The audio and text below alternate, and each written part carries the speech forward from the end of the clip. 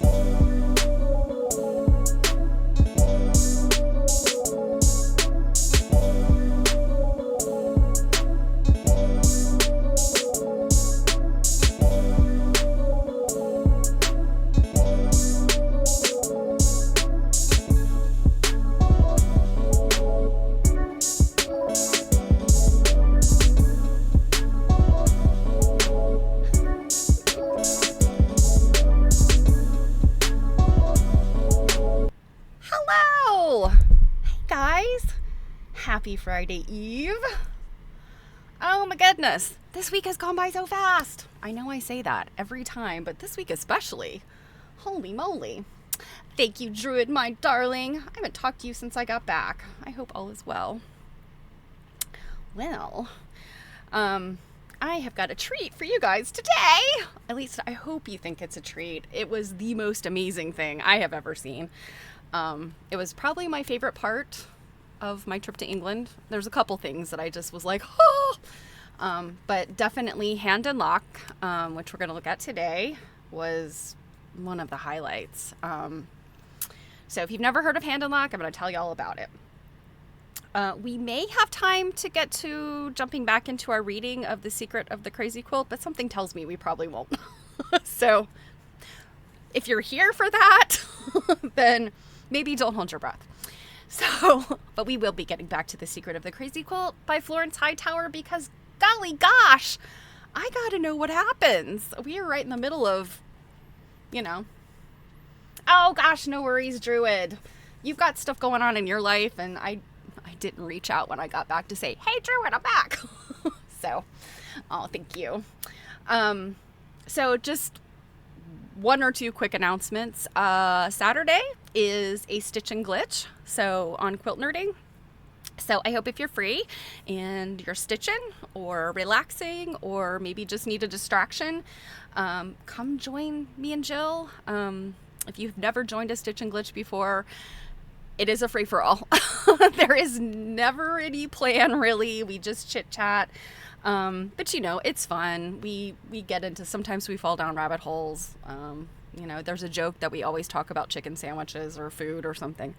So anyway, it'll be fun. I have a couple of little things to show. I wanted to show Jill and also do a kind of a little unboxing. It's kind of a silly little thing. And then on Tuesday, we have concluded our reading of Maine quilts on Quilt Nerding, and we are going to be interviewing Lori LaBar, the author of Maine quilts. And she, of course, is from Maine, lives in Maine, and she works very closely with the Maine State Museum. And she's a fantastic, fun lady. So I hope you'll also tune into that. Again, on Quilt Nerding YouTube. If you're new here, I have a few new friends, by the way, from my travels, and I hope to see them soon online. But if you're new here, it is youtube.com/@quiltnerding. So, yeah. All right.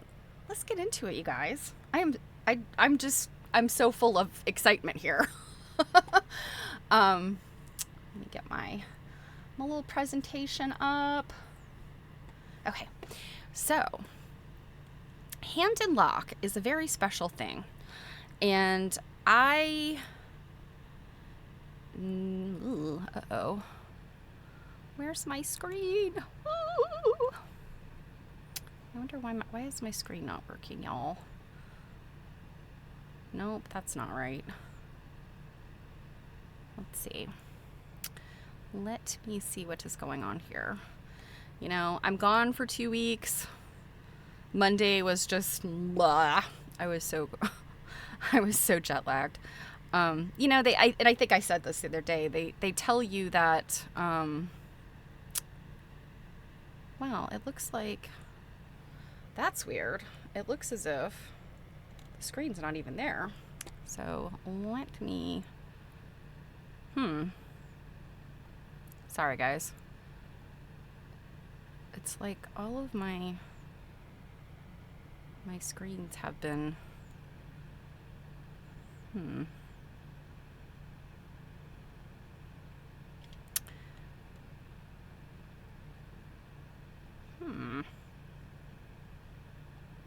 Here we go. Okay. Let's see. We want that screen. Bam. All right. There we go. Yeah, I'd mentioned the other day that, like, you know, when you go to a time zone ahead of you, sometimes it's difficult, but then coming back, it's supposed to be easier, right? I felt it was much easier to go to the United Kingdom than it was coming back. The coming back was just really rough. And I guess it had to do with the nightmare flights, really. But anyway, I'm not going to complain about that, but just know that that's why I was a hot mess the other day. I was all over the place. So hand and lock. This little blue thing that you see here, by appointment to His Majesty the King is what it should say. Apparently they have, once you've changed monarchs, they have 5 years to change everything. And it's some serious business. There's not, so what this thing is, it's by appointment to His Majesty the King, hand and lock, embroiderers and suppliers of military accoutrement. And so the military stuff and the royal stuff is like their origin, their bread and butter, but they also do a lot of other kinds of embroidery. And we'll look at some of that. But this thing, there's not a lot of places that have this. It's a royal warrant. And it's basically, I think the other day I said, and this is very tongue-in-cheek, if you're British, don't be offended. But to my American understanding, it's kind of like, you know, when they say Capital One business card is the official business card of the NFL. It's like one of those things, except it's very serious. Not just anybody can say that they have been appointed this warrant by royalty. So this is a big deal for Hand and Lock. They are essentially an embroidery studio, and they do a lot of handwork. Now, Hand and Lock are people, and I'll read you the brief history of them. So let's just jump into it. So it is on Margaret Street, and it's in, I guess it's considered Soho, I think.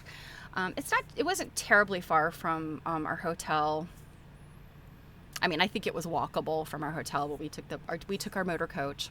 By the way, here's a piece of trivia for you. When we called it a bus, this bus we were on, there was a little bit of like, in the UK, you know, in England, they have a lot of terms that are different than American English and Canadian English. Like we all use different kind of terminology for things. But motor coach is what people who are touring take, whereas a bus is, you know, more of like your just transit. And the major difference that was said to me is, and it's a different type of licensing, I think, that you like to be a bus driver versus a motor coach driver. Motor coaches can back up and buses cannot. And I'm sure there are other differences, but that's a big one. So anyway, I digressed. So this is the front of Hand and Lock, And this little thing is the royal seal emblem. I can't remember the right title of it is, but the royal thing, the royal crest. And then this is the appointment, and you can see it right here on the front door, or to the side of the front door.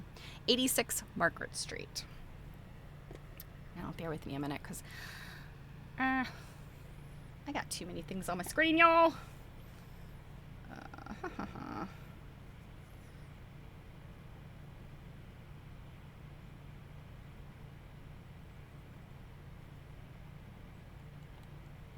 Okay.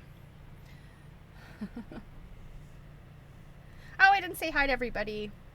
Hey, Robin. Oh, awesome. Thank you, Druid. I appreciate you putting that in. Kate. So, Kate, you're back. I enjoyed all of your pictures from France while I was in England. we were probably closer over there than, like, distance-wise than we are in the U.S. because Kate lives on the West Coast and I'm on the East Coast, of course, and so kind of funny. We just missed each other by days, I think. So we enter Hand and Lock, and of course it is by appointment only. You don't just go up to Hand and Lock and open the door. You could see this is our tour guide here, Sue, and she's ringing the buzzer. And as soon as we walk in, it's a little retail space when you first walk in. Now, you know, it's not so. I mean, they are by appointment only, but they do have classes, and I have lots of stuff from their website. Their website is beautiful. If you want to follow along, go to handembroidery.com. You know they're important when they got that website. How many people have tried to go after handembroidery.com and they can't have it because Hand and Lock has it? But this beautiful little banner is hanging up right when you walk in. And you can see some of the things they're selling, and I obtained one of these items and I will show it to you, but these are little hand embroidery kits here, gold work embroidery. But look at this beautiful little banner. I mean, it just, this is the stuff they do, and it's beautiful. Now, I think this, for the most part, is machine embroidered, but don't get me wrong, their machine embroidery is not like, you know, like, certainly I know people that do their own machine embroidery and even design machine embroidery. And, you know, of course, here in the U.S. we have lots of those, like, send your t-shirts and your polo shirts off and get them embroidered. Like, I'm not saying that this is so unique, but they do a really nice job designing things because they're designing for some pretty upper crust people. We'll get to that. And there's a kind of another little room where they had more things you can buy. These would be the fancy fil au chinois, French. I have some tiny little spools of some of this French thread. I have some of their linen, but you've probably seen this before. These are all of the jars of bullion.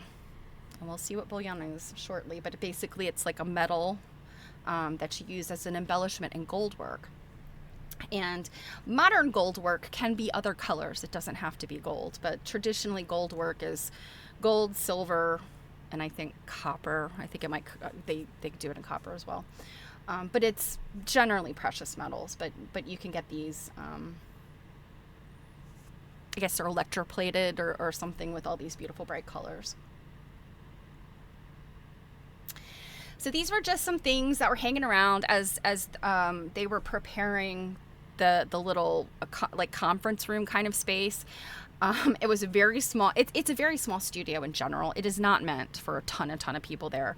Although they do classes and things like that, I suspect for the most part, like, they don't have big groups coming. There were 15 of us, including our tour guide, so we were pretty packed in there. So some of my pictures are not superb because I'm kind of taking them at an angle. This is when you can see, like, they have glass over a lot of stuff, which I would too. This is some beautiful embroidery. You don't want dust on it. I have no idea what this jacket was, but it was cool. It was very sequiny. Okay. This is one of the pictures I might have to say. I'm going to ask for permission. Ask for forgiveness because I didn't ask permission. We were asked not to take pictures in the studio, but that was after I took this picture. And I don't think I captured anything that is, I mean, this is just their machinery, and I don't think they would care about this. The reason why they asked us not to take pictures downstairs in the studios is because they were actively working on projects, and they literally, the women that work in the studio, sign NDAs. Like, this is stuff like they're sewing for royalty, they're sewing for special events, they're sewing for celebrities, fashion houses, etc. And of course, people don't want that leaked. And so, and in some cases, I suspect people just don't want like the public ever seeing their stuff. So they sign NDAs, and then when whatever it is that they've sewn becomes public, if it becomes public, then they have this wonderful thing on their website where, I mean, you can kind of page, it's like a blog on their website. You can page through and see all of these amazing projects. And I think a majority of what I'm going to show you, the pictures I took, you can see much better pictures on their website, and I'll show you a few of them. But this is where the machine embroidery is. And, you see they have a number of machines, that they can have going like all at once. I suspect they're different types and different models. I mean, they got a lot of stuff here. So yeah, and as we were coming back downstairs after our presentation, there was a young lady working in here. I'm not sure. I think she might have been an intern. Somebody asked her some questions. I only caught some of it, but I suspect she is either an intern or a recent graduate. And she was working on some kind of production type stuff, as textiles come, textiles, if you've ever done any machine embroidery, you have to stabilize it. And as textiles come off the embroidery machine, you clip all the threads and you pull the interfacing out and stuff. So that's what she was doing. And I'll tell you about that in a little bit. I was like, when she told us what the project was, I was like, what? Oh my God. Some people have a lot of money, a lot of disposable income. So we head upstairs, and they have this big conference table and this lovely sitting area, and they have things hanging around. They have kind of racks of fabrics and things that clients could look at, and tons and tons of samples, some of it quite old. They've been around for a while, but then they had spread all of this beautiful stuff out on the table. And before I get too much farther, let me read kind of their history. So, Hand and Lock's rich history dates back to 1767, when M. Hand, a young Huguenot refugee from France, arrived in London and began selling lace to military tailors. We'll look at what military lace looks like in a minute. As his reputation grew, M. Hand expanded his business to include the design and manufacture of military badges and uniform accoutrements. His expertise in embellishing officers' dress uniforms, which required precision and craftsmanship, quickly made M. Hand and Company a trusted name among Savile Row, it's where all the fancy suits get made, and military tailors, a relationship that endures over 250 years later. In the 1950s, Stanley Locke, a gifted embroidery designer, joined C.E. Phipps and Company, a specialist embroidery house. When the owner retired in 1956, Locke acquired the business and rebranded it as S. Locke Ltd. The company soon became a key collaborator for haute couture designers like Christian Dior, Norman Hartnell, and Hardy Amies, working on garments for the Queen, Queen Mother, and later Princess Diana. In recognition of its exceptional craftsmanship, the company was awarded the Royal Warrant in 1972, and so that's that little blue thing that's on the front. Today, Hand and Lock continues to serve a diverse clientele, including international fashion houses, emerging designers, interior decorators, the royal family, and costume designers for theater, film, and television. Despite its evolution, the company prides itself on preserving the traditional embroidery techniques that have remained largely unchanged since 1767. Hand and Lock is not just a hub of expert craftsmanship, but also a global ambassador for the fine art of embroidery. They also have workshops. They have a certificate program. I think I mentioned the other day, they're not affiliated with the Royal School of Needlework, but a number of the people working there are graduates of RSN. And I think the Royal School of Needlework teaches such craftsmanship and kind of perfection, because that's what they're looking for. Like, you do this wrong, you're wasting everybody's time, and the king can't, the king and his subjects can't wear the thing you're making. So it's like their work is very precise. So, I think it's a big deal to be hired there. And, again, there are a number of these people have been trained through the Royal School of Needlework. In that little description, they didn't say, it's really more recently that they merged. Okay, so it was in 2001 that M. Hand and Company merged with S. Lock Ltd. To form Hand and Lock. And what's really interesting, because they both were, prior to 2001, they both did these, the royal things. There is this one picture of Queen Elizabeth II. It looked like it was probably in the late 50s from the picture, but it's this one picture they have in their files where she is wearing both hand embroidery as well as lock embroidery. So I want to say it was something, if I remember correctly, she's wearing this like just beautiful dress, and then that sash that you really could recognize with the royals. And I want to say it's stuff on the sash that is one of the embroiderers, and it's stuff on the dress that's the other one. And they said that, our guide said that they're positive there are other times where Hand and Lock's work like was worn at the same time, but that's the one that they have. It's confirmed. They have the picture of it. So I thought that was kind of cool. So yeah. Some of the other things they do, they of course they do classes. I mean, you could take like a short little, like a taster kind of weekend class, like one day thing with them. They have online classes. They have this certificate program, and I don't know, it looks pretty interesting to me. Yeah, they do all of these things. They have an annual prize for embroidery, and it's no joke. Like, it's not, it's not piddling, it's not pocket change. When I already knew a little bit about Hand and Lock, but, going in there, but I had no idea about this embroidery prize. And so I picked up the pamphlet, and I think it was the pamphlet for last year, that they had there in the studio. But like, the prizes are fairly large, I guess. And, I'm just, I look at, quote unquote prizes here in the US, and, art prizes or handwork prizes for things are generally not that big, unless you're like, I don't know, sponsored by something really, really gigantic. And so, I guess this Hand and Lock is really, really gigantic, despite the fact that they're a tiny little studio. So I walked into all these beautiful things, and I'm like, I just want to die on the spot. It's all so beautiful. So these are some of the raw materials of their the military embroidery. So this right here, these two rolls, that is military lace. It doesn't really look like lace. It looks like, like just a trimming, I guess. You think about, you could buy these embroidered trimmings. They were really popular like in the 60s and 70s, I think. Little flowers and junk, lots of like the kind of stuff you trim a dirndl with. They're like, just, and really any kind of like these sort of embroidered tapes and things. But they called this military lace, and it's really specific. I think maybe there are other designs, but this particular one had like the oak leaves on it.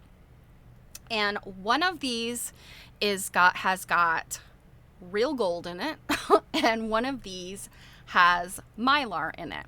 And I will tell you, it's the one on the left that has the gold.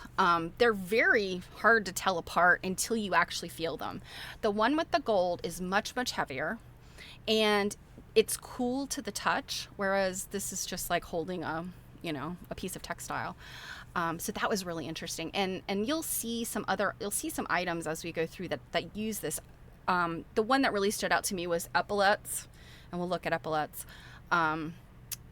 So that uses like a strip of this military lace. So anyway, it's like it's part of the foundation of some of this military embroidery. Here, and my mother is my hand model, here on the right, this is a big gob of bouillon. So this is the stuff that was in those jars. I think this is their sample for when they're doing these presentations and tours. So it's kind of all, a big gob, but you could see. And what bullion is, it's a very, very, very fine gold wire. And I suspect today, like for the most part, it's like gold plated. I want to say, and I don't think it's the bullion, I think it's the military lace. She talked about 2% gold. So I think 2% of the item is made of gold. I'm not sure about the bullion, but basically what it is, so imagine like a very, very thin rod, and then wrap it very tightly with this really thin gold wire. And then when you pull that off, you've got this like little spring almost. And it's very compact. It's very like wiggly, like a noodle, because it's really, really fine wire. You can pull it apart. It's not really meant to be used like that. You cut it up into little sections, and we'll see what these things look like, but you cut it up into little sections, and you almost treat it like a bead.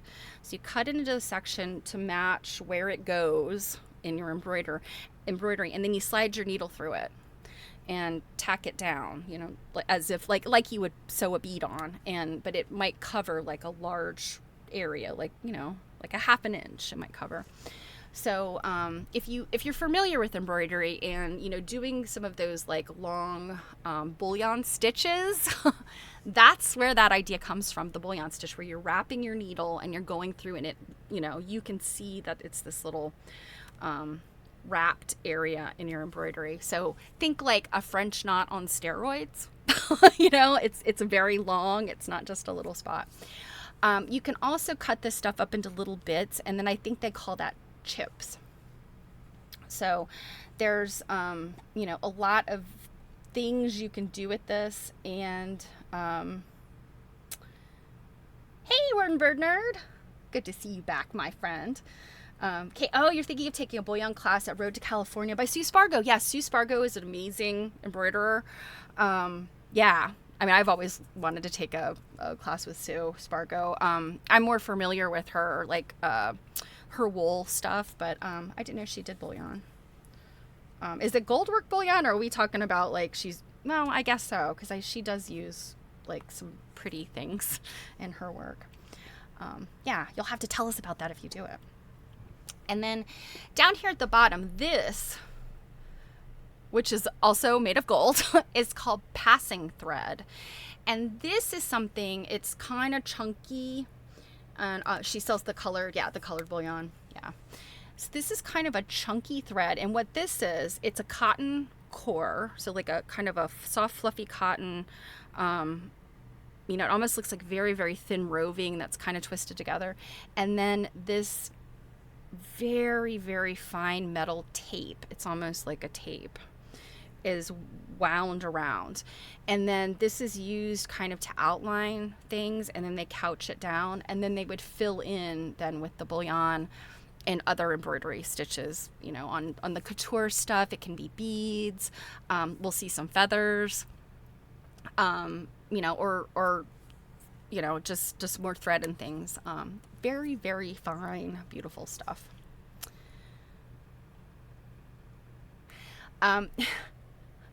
I foolishly held the door for everybody, so I didn't get a good seat. I was off to the side, like up at the front of the room. And the woman that was giving our presentation, her name was Freya.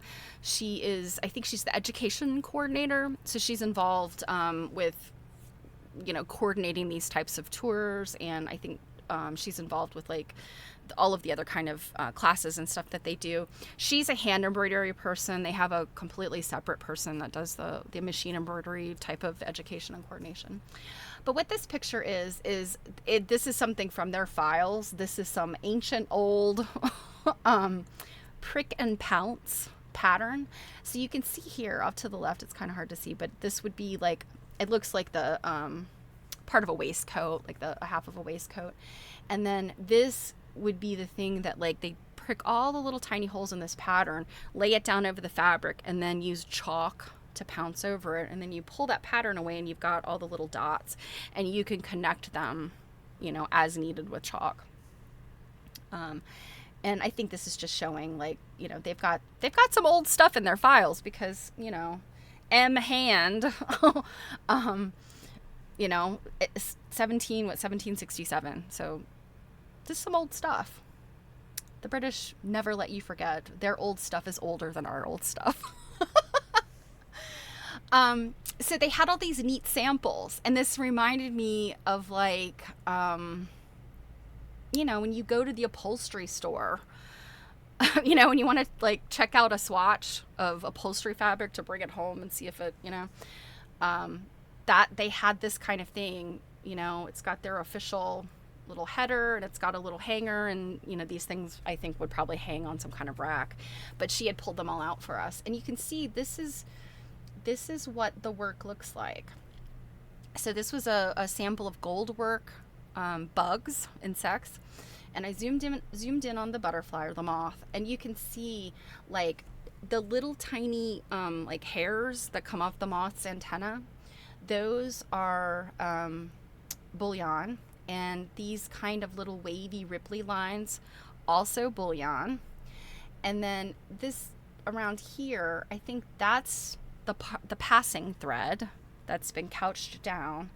I think this sort of rope looking edging, that's bullion. Here, I'm not entirely sure what this was. I think these are some wider like strips, maybe similar to the passing thread wrapping. I'm not 100% sure. And then this kind of shiny stuff back here, gold, I think that's like silk fabric. And typically they do the embroidery directly on the fabric. Like, so if it's for a dress or a military coat or whatever, they do the embroidery directly on there.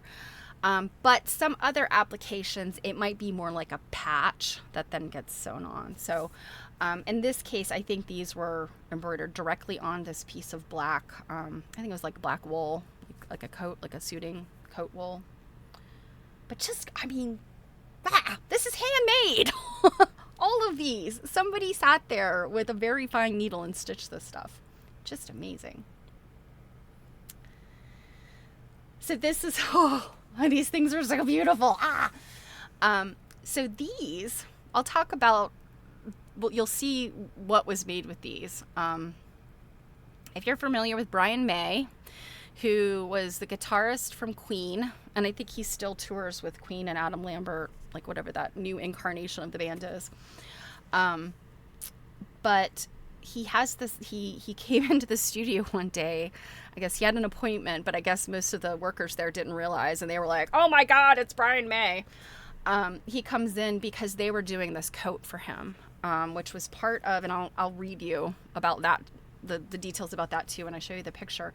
But it was an event that he did for, I think it was it might have been in connection with the coronation.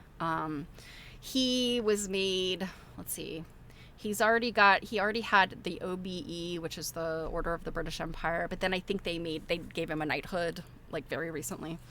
So anyway, he has this gorgeous embroidered thing. He does a lot with animal welfare.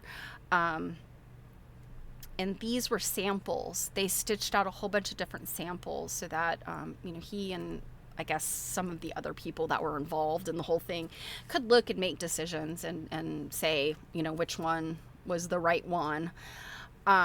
These were all machine embroidered, but if you've ever done machine embroidery, like I have a machine embroidery thing on one of my sewing machines, and I gotta tell you, unless you're working with it all the time and you're used to the kind of, I don't know, the oddball things that the machines will do, they take a lot of babysitting.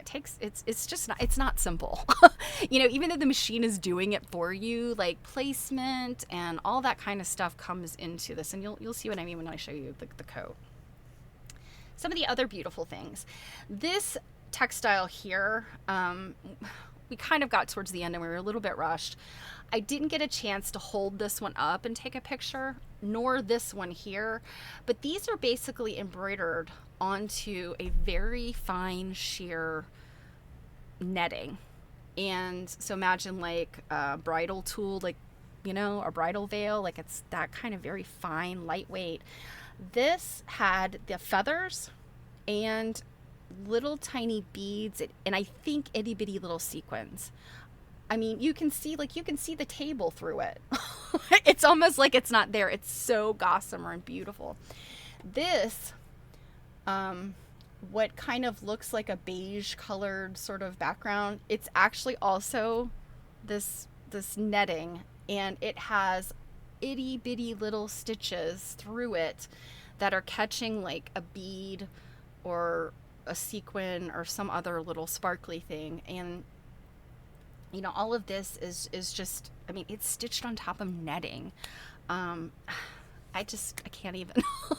I think I'm a proficient embroiderer, but I can tell you there is no way that I'm going to be able to stitch on netting, because you have to hide threads and stuff. Now, I suspect some of this was probably done on a machine.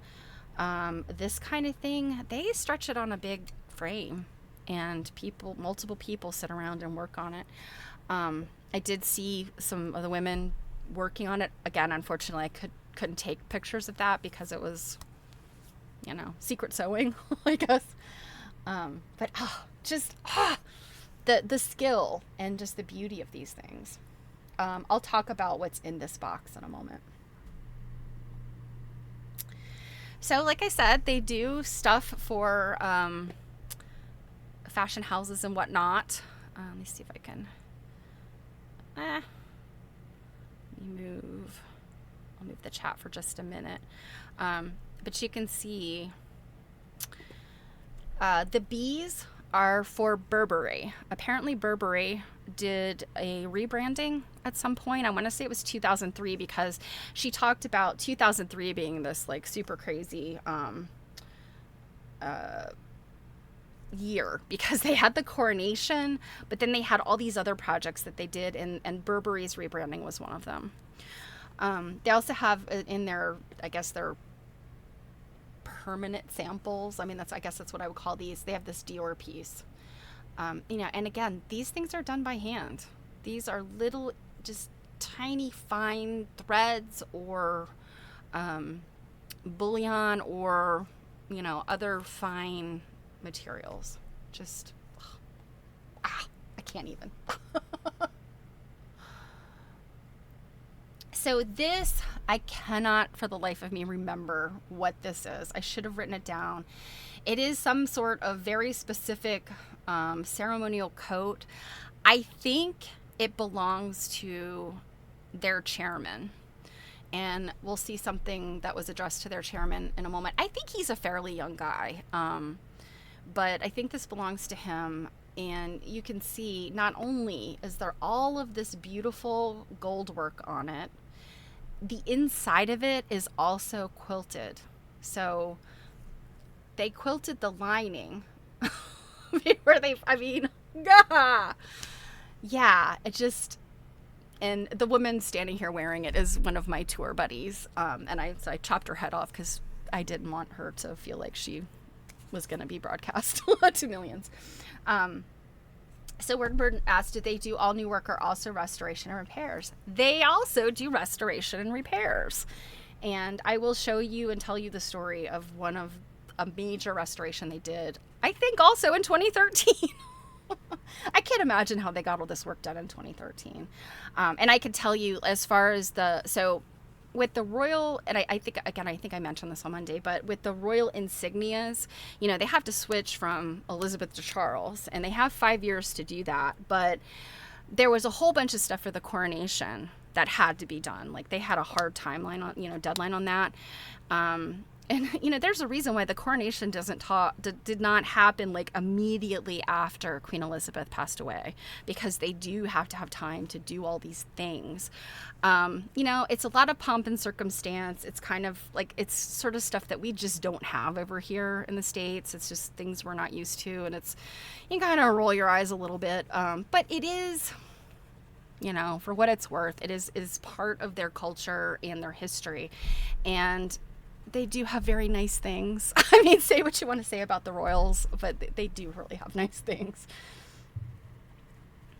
Okay, so this is the royal coat of arms, seal, whatever you want to call it.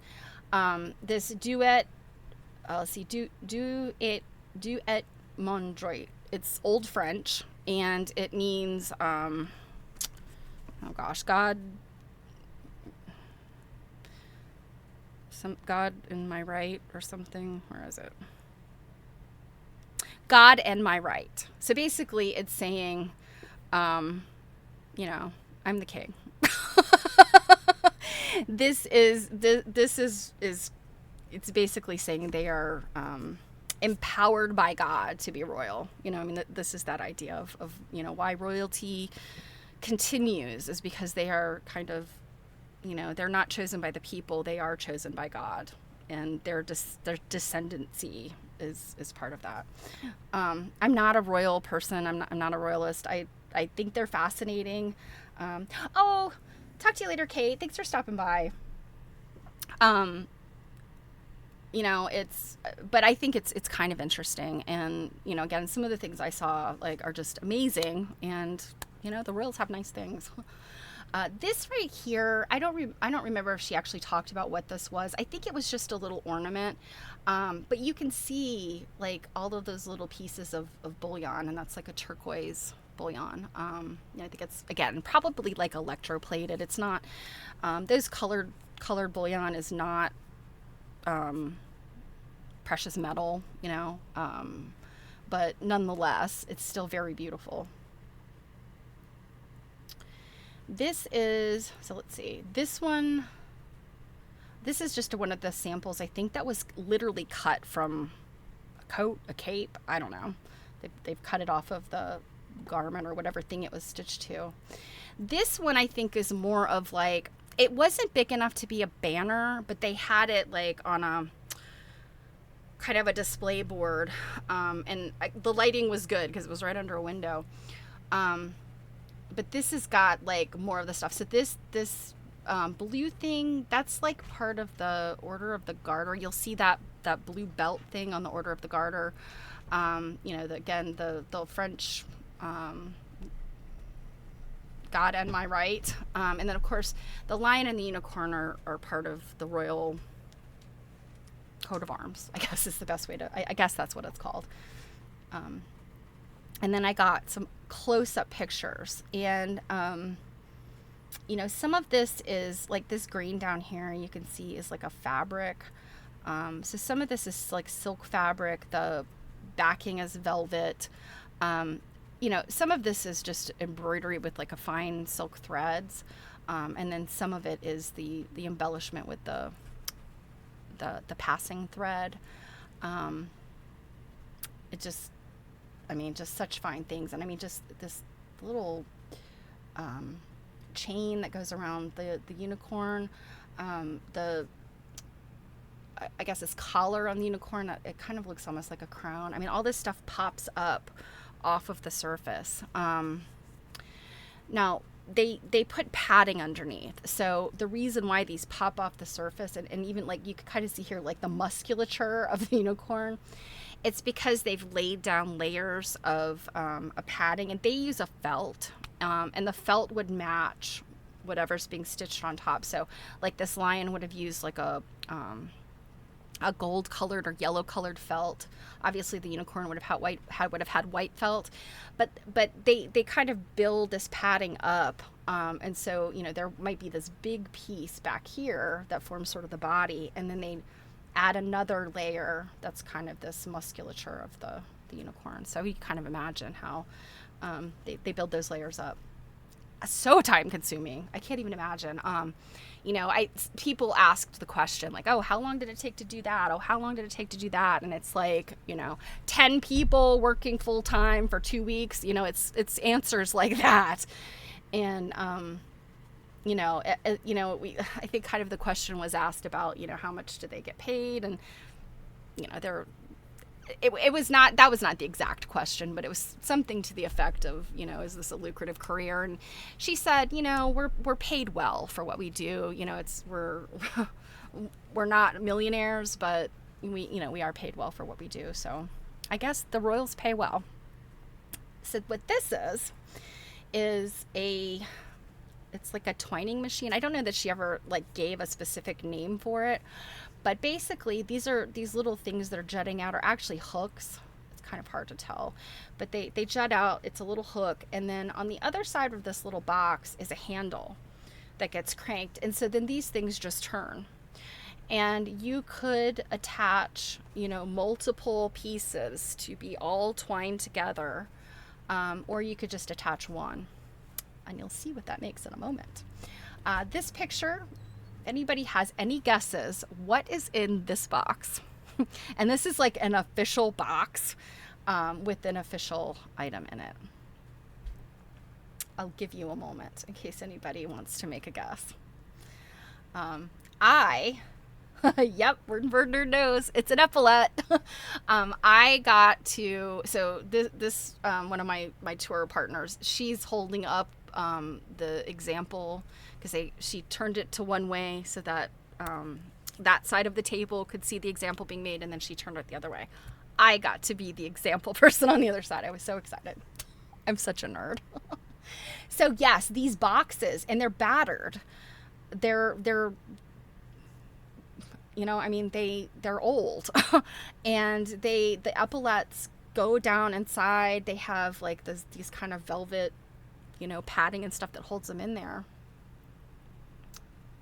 And this is a new one. This is what they look like. And I'll show you another picture in a minute, but they typically will have like a crest here. And then she also, it's kind of cool how she showed how this works. This kind of piece, it has like a little button kind of, it's almost like a brad or something that kind of goes through it.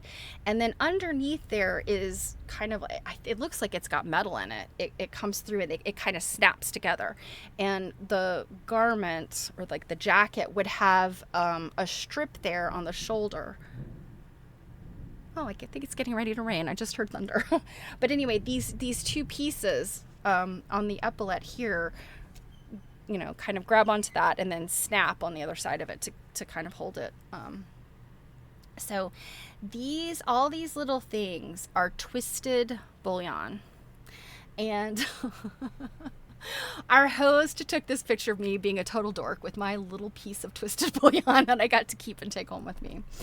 But what's interesting, what I was surprised about, is these things are not loose. You know, you see maybe pictures in movies or whatever, and it seems like the epaulettes, like they're fringy. And perhaps, like in other types of uniforms, perhaps they are fringy. But in these royal epaulettes, and you know, and this is like the higher level dress type stuff for higher level. Vern Bernard Yedlin and Thunder too. The whole East Coast is probably getting ready to be plummeted into.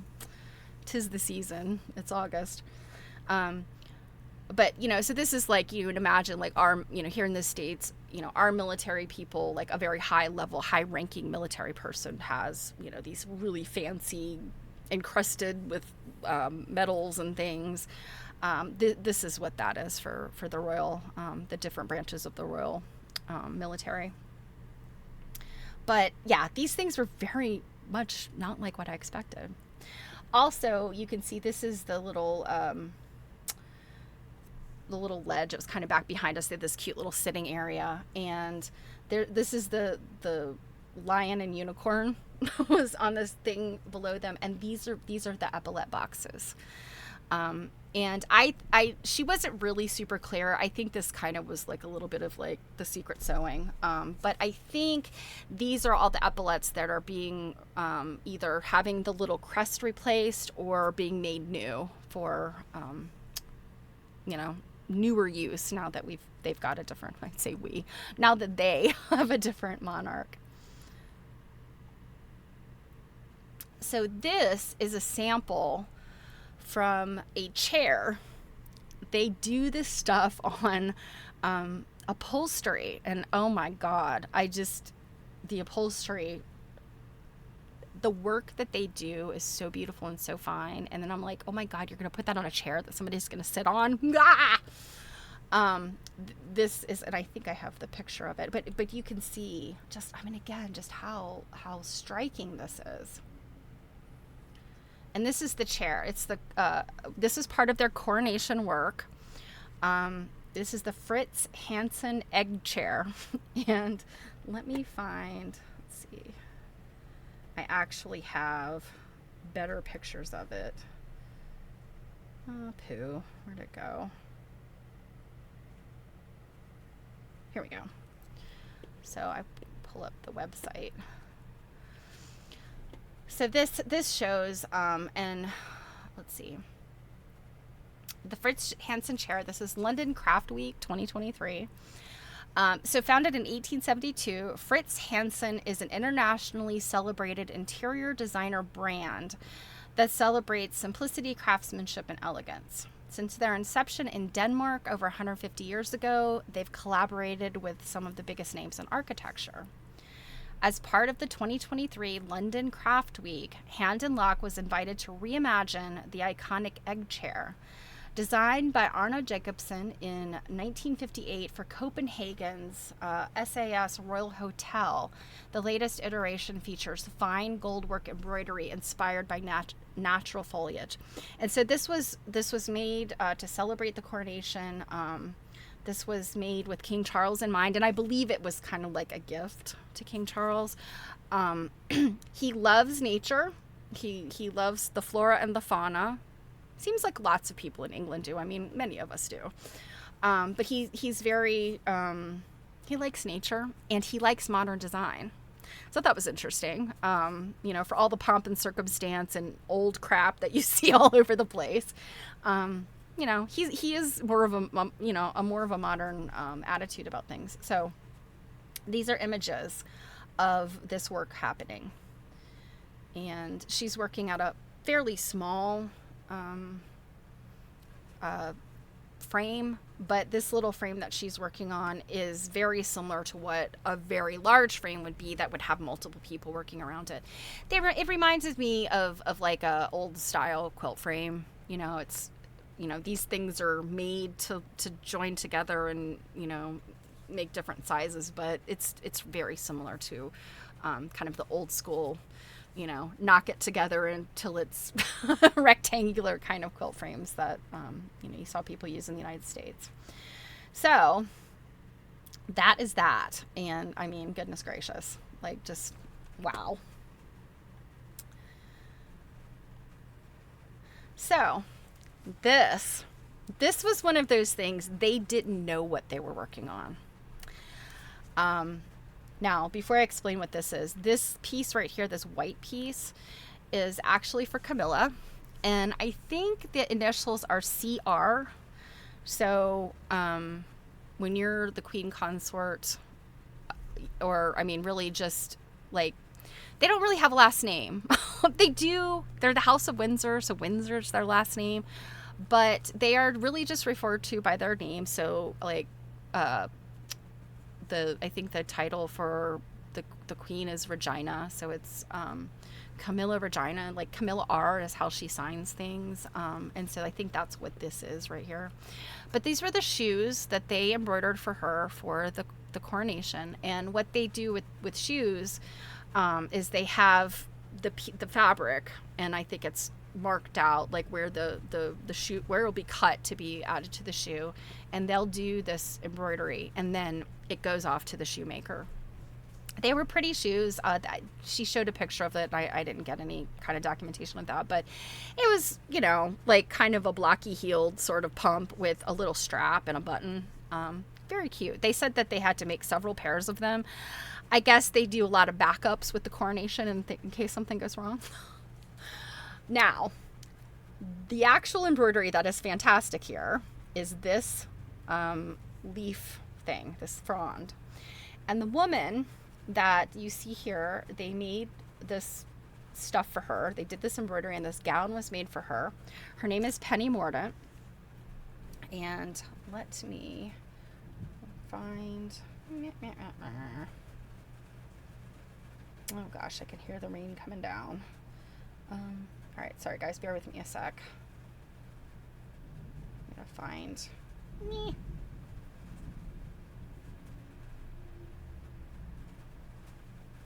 Well, I know it's on my phone. So let me read to you about her. She is, I mean, you want to talk about some very cool Oh dear, where'd it go? Okay. So, I mean, talk about some girl power here. So Penny Mordaunt is the leader of the House of Commons and Lord President of the Privy Council. She played a significant role at King Charles III's coronation. She made headlines for her poised and impressive performance of an ancient ceremony. So, as I was saying, they did not exactly know what they were working on. They knew that they were making something for Penny Mordaunt. She is an important official, in British House of Commons, so in British government. But, they're in their mind, they're thinking like, oh, we're making something for her.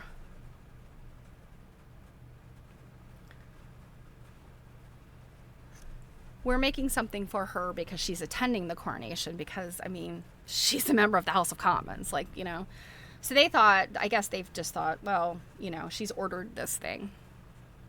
Not so. She played this really important part. So this is a summary of what you see here. So here she's carrying this sword, which I think she presents to King Charles. There's another sword, and I don't have a picture of it. I think it is on the piece that they have. There's on their blog post about this. The other sword that she has to carry, in procession, is this giant gold encrusted, the hilt of it looks crazy big and encrusted.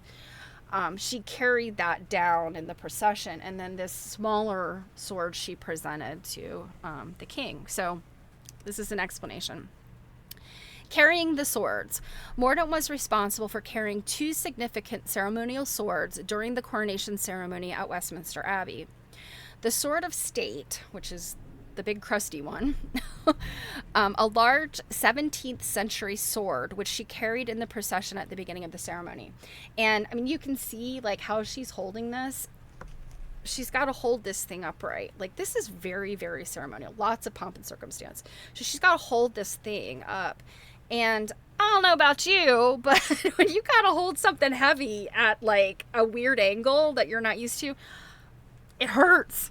So I think they were very pleased at how, just regal she was. And I don't know if, the British like to use terms like regal when you're talking about someone who's not royalty. But I got to say, this lady is classy.